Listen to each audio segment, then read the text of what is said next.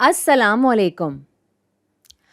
اگر آپ کے پاس بیماریوں کی ایک فہرست ہے کچھ اس طرح کی، تو آپ کس طرح بتا سکتے ہیں کہ کون سی انفیکشس ہے اور کون سی نان انفیکشس ہے؟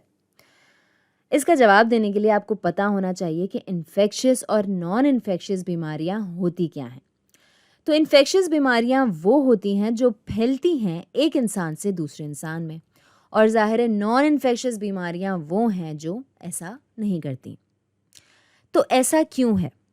کیوں کچھ بیماریاں پھیلتی ہیں جبکہ دوسری نہیں پھیلتی؟ تو انفیکشس بیماریوں کی وجہ ہوتی ہے پیتھوجنز جیسے کہ بیکٹیریا اور وائرسز۔ وہ آپ کے جسم میں داخل ہوتے ہیں اور اپنی بہت ساری کاپیز بنا لیتے ہیں، اور پھر وہ دوسروں کو انفیکٹ کرتے ہیں مختلف قسم کے اخراج یعنی ایکسکریشنز کی مدد سے، جیسے کہ چھینک مارنا یا کھانسی یا اور دوسری چیزیں۔ دوسری جانب نان انفیکشس بیماریاں پیتھوجنز کی وجہ سے نہیں پیدا ہوتی، اور چونکہ یہ ان بیماریاں پھیلانے والے ایجنٹس پر بھروسہ نہیں کرتے، وہ آپ تک ہی محدود رہتے ہیں۔ لیکن یہ پھر بھی ایسی بیماریاں ہوتی ہیں جو آپ کو بہت سارا نقصان پہنچا سکتی ہیں۔ پیتھوجنز کے بجائے نان انفیکشس بیماریاں پیدا ہوتی ہیں جینیٹک اور ماحولیاتی فیکٹرز کی وجہ سے، جیسے کسی کا ایکسپوز ہونا خطرناک قسم کے کیمیکل سے، یا ایک بہت ہی غیر صحت مند زندگی گزارنا، جیسے آپ کہہ سکتے ہیں کہ انہیلدی لائف سٹائل گزارنا، یا پھر پیدا ہونا ایک عیب دار جینز کے ساتھ۔ البتہ آپ اپنے آپ کو بچا سکتے ہیں ایسی بیماریوں سے اگر آپ ایک صحت مند زندگی گزاریں۔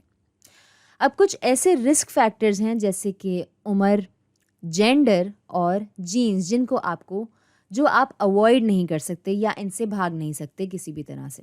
مثال کے طور پر جب آپ بوڑھے ہو جاتے ہیں تو آپ بیماریوں کا شکار ہوتے رہتے ہیں۔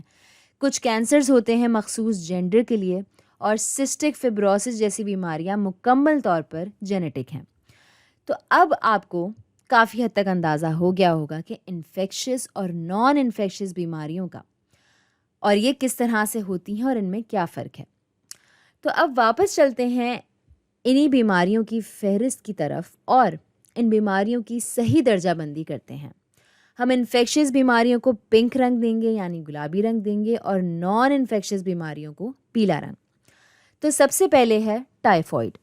یہ ہے ایک بیکٹیریل بیماری جو پانی اور کھانے کے ذریعے پھیلتی ہے، تو یہ ہوئی انفیکشس بیماری۔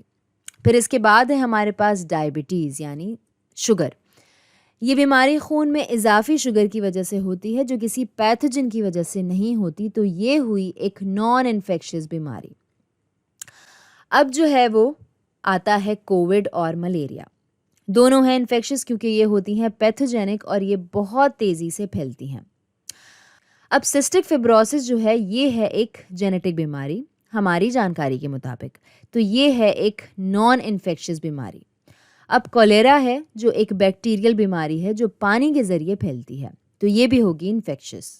اس کے بعد ہے ہائپر ٹینشن یعنی بلڈ پریشر۔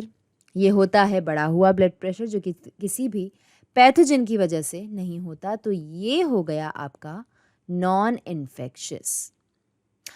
اب یہ ایک بائیولوجی کا سبق نہیں ہوتا اگر یہاں کم از کم ایک رعایت نہ ہوتی، اور کینسر ہے وہ رعایت۔ تحقیق کے مطابق کچھ وائرسز ہیں ایسے جن کی وجہ سے کینسر ہوتا ہے، اور اس کی ایک مثال ہے ہیومن پیپلوما وائرس، جس کی وجہ سے ہوتا ہے سروائیکل کینسر عورتوں میں۔